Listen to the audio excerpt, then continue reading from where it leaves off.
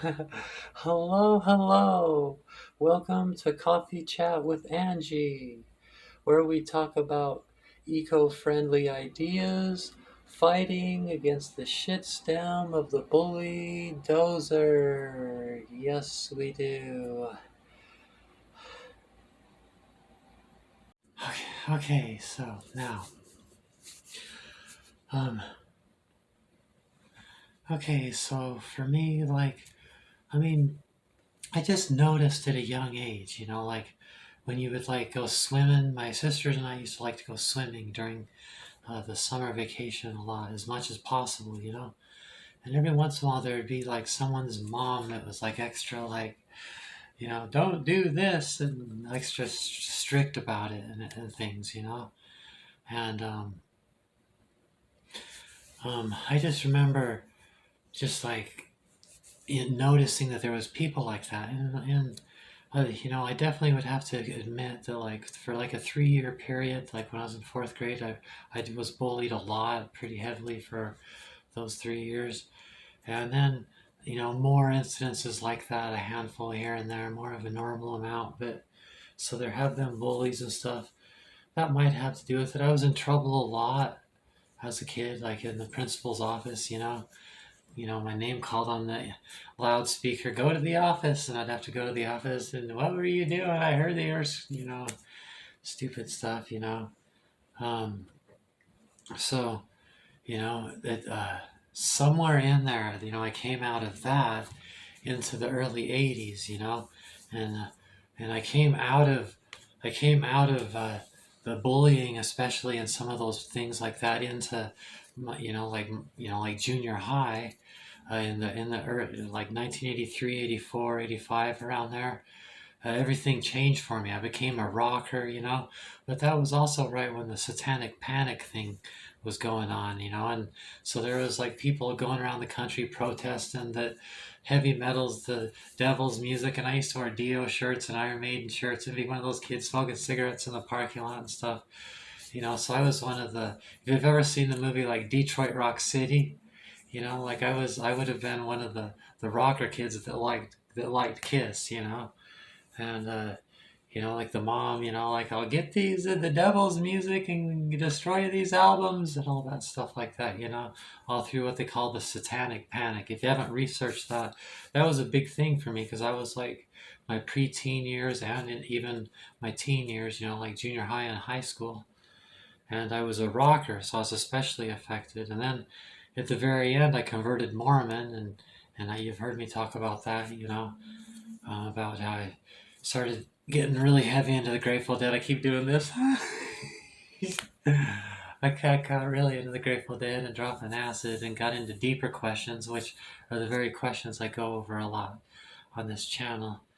But so it's kind of with me, like in a nutshell, it kind of reminds me of of Dee Schneider, the singer of Twisted Sister, where he was like in this court case, and it's on YouTube, you can see it, and he was just fighting in court against these people that think that these guys are devil worshippers, and these Twisted Sister people and Ozzy Osbourne people and AC/DC people, and with all these crazy accusations and stuff.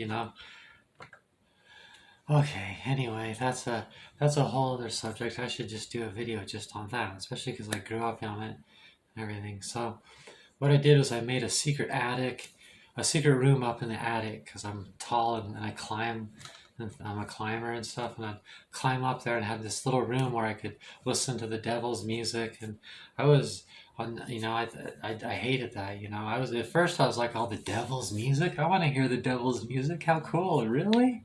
What does the devil's music sound like? It just was so heavy and deep and everything. So I grew up, my mom is Mormon, my parents were Mormon, so I was raised in a Mormon family, but I didn't turn out Mormon at all. I'm the oldest of 5 kids, and I don't think any of us really turned out Mormon. You know, you might accuse me, since I'm the oldest. I was the original black sheep leader, and then we all became black sheep from a certain perspective, but not really. That's another subject too. I digress. So looking back on all that now, it's easy to see that none of those people were devil worshippers. That it's easy, but the truth is, like right now, post 2025, Trump's in office and all these protests and all this stuff and the horrible things that's happening to our democracy and everything. Um, the thing, my view is coming up out of all of that is that it's still that same battle, but the people in charge are the people that the people, those people, the satanic panic people. Oh, I was starting to say about Dee Schneider. Sorry, and so Dee Schneider, the Trump administration before the elections, when Trump was going around the country for a while, he was using the song "We're not gonna take it, no, we're not gonna take it." That classic heavy metal Twisted Sister song, Dee Snider's song. And Dee Snider found out Trump was using it. He's like, "Oh, what? Have you ever see the music video? Don't just listen to the song. Watch the music video. It was one of the most popular music videos on MTV back in those time in the day, And it was about being on the rockers side of it, not the satanic panic people side of it, And he would defend that side of it, especially with that song. And then the Trump administration took that song. He's like, I wrote that song about guys like you. You can't use that song, and he got pissed. I think that's about the same page that I'm something like that too. I grew up around that stuff, and to me, the people that won are those guys. It's like, oh my! If you've ever seen Detroit Rock City, like the mom, up on the stage saying, "And this is the devil's music," just before that Kiss concert at the end. See that movie Detroit Rock City, and this is that mom and all those people up on the stage. They just won the damn elections. And it's like, oh man. That's what it's like for me, and they're like all teamed up with the bullies from when I was a kid and all that. If you're trying to psychoanalyze me, I guess, try to figure it out. There's also, because my mom is Mormon, like I said, she taught me about the battle of Michael versus Lucifer, and about how Lucifer believed in, um, you know, authoritarian dictating everything and morality policing everything and deciding everything, because then nobody will have to go to hell and nobody will make the wrong choice, policing everything, morality policing, like I would call it. And then Michael, that was Lucifer, and then Michael was into free agency and having a choice and all that. And I'm still not really sure. I don't see where it says that in the Bible. I don't know if that's just a Mormon thing or whatever, but that was taught to me through that story, that they want part of the whole battle of good versus evil is part of that is whether to have free agency or not, whether, and both of them have good intentions behind it. And that's why in this mythology, Lucifer, and it still means a lot, Saint Michael still means a lot to me, because I'm still like, oh no, I'm on Michael's side of the argument. Lucifer's, I don't believe in morality policing. Well, once I was called to jury duty, and I couldn't, I opted out of it. They gave me an option if for religious reasons you can't convict someone of a drug charge, and I said, yeah, I can't. I really can't. Like morality policing, no. Let's save our money and energy in policing for the murder, rape, kidnapping, sex offenders. The you know the real things. War is a waste of energy, is stupid. That's sending our young kids so they kill each other. Let's just play football or something instead. Like some of the ways we solve our problems, we need to update. Now there's a billion, gazillion, quadrillion, way more humans than ever before, but there's also better technology than ever before, especially communicating all of us together. We can spread out if we can just get a mentality of being caretakers and things like that. But this morality policing, authoritarian dictatorship mentality, fascist, extreme right thinking, of this panic they go into with good intentions. Everybody's doing the best they can.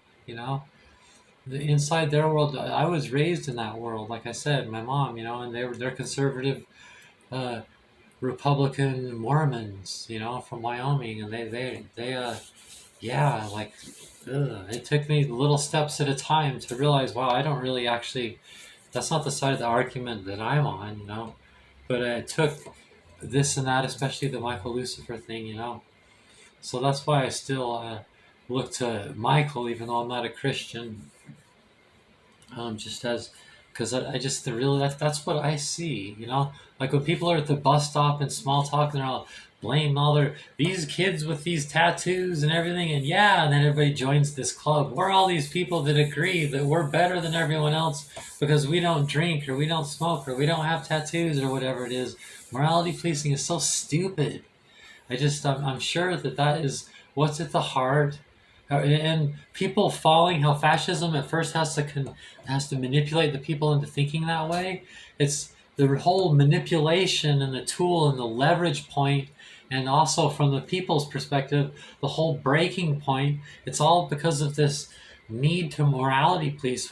We should keep the authoritarian thing. Let's keep our energy on things that are good ideas. Making science and doctors and experts out to be the enemy, and the masturbation and morality policing and how someone lives their life and what lifestyle they choose and all that, and needing everyone to be the same religion. And just think about how immature and undeveloped and stupid some of those the thinking that goes behind forcing and authoritarian and all that. And then it creates these need for all these morality police to think things that don't need to be laws that are stupid, you know, and all that, and all the stupid laws that we've had to get rid of in the past and stuff like that. It's just this whole huge obvious pattern to me, and it really does kind of break down to that. There's kind of like two kinds of people. There's the people that are on their way to becoming or already are totally hardened toward this thinking that nope, no. People are no. Some people are saying no empathy nowadays because they're just completely over on that side. Nope. Like in the Mormon Church, every time they solve problems by having some authority, someone with the right authority to look over the situation, and you're looking at this man behind a desk in a suit and tie, trying to decide what decision to make about you and whether you should or shouldn't be able to do something or something. You know, like their world, they solve problems by deciding who's the authority and the authority. You know, but really the American way and the melting pot way and all that is we're supposed to pay the price of freedom because there would be a price, but it's because we believe in that. Same with Michael. Just no, let's give a whole bunch of freedom, you know, and maybe the reason there's violence and drugs and some of these problems and some of these imbalances and all this, maybe it's because we're focused in imbalanced ways, you know, and we're trying to reach all the exact same place instead of work in a diverse thing where everybody's just, if you be yourself, it'll all fit together like pieces of a puzzle instead of all trying to be the same puzzle piece, you know. And it's like uh, you get the idea, the medicine wheel, you know. Let's think about balance. That's what I think. And morality policing, it really does boil down to that. No, don't support it. We got humans. Stop doing that. When you're at the bus stop and you just want to fit in and you're a little bit awkward and uncomfortable, and someone says some statement about how we're in this club all together. Aren't we all together at this bus stop in this club together because we're all cool at the same time? And meanwhile, all these cigarette smokers over there are not in the same club and they're not as cool as us. Aren't we though? You know, next, don't join that club. You know, no. Gossiping, morality policing, all that stupid shit. No.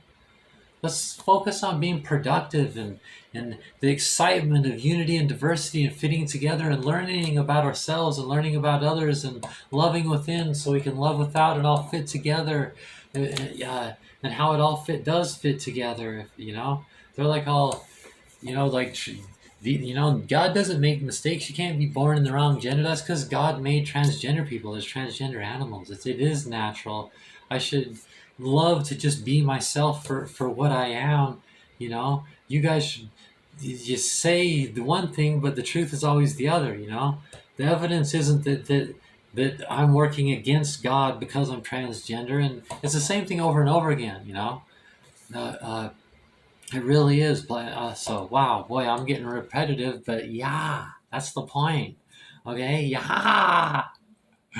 Thanks for your time. Bye bye. Aha, thank you for your time. Subscribe, like, share.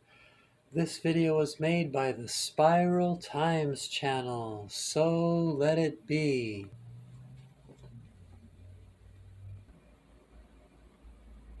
That until the philosophy which all one race superior and another inferior is finally and permanently discredited and abandoned.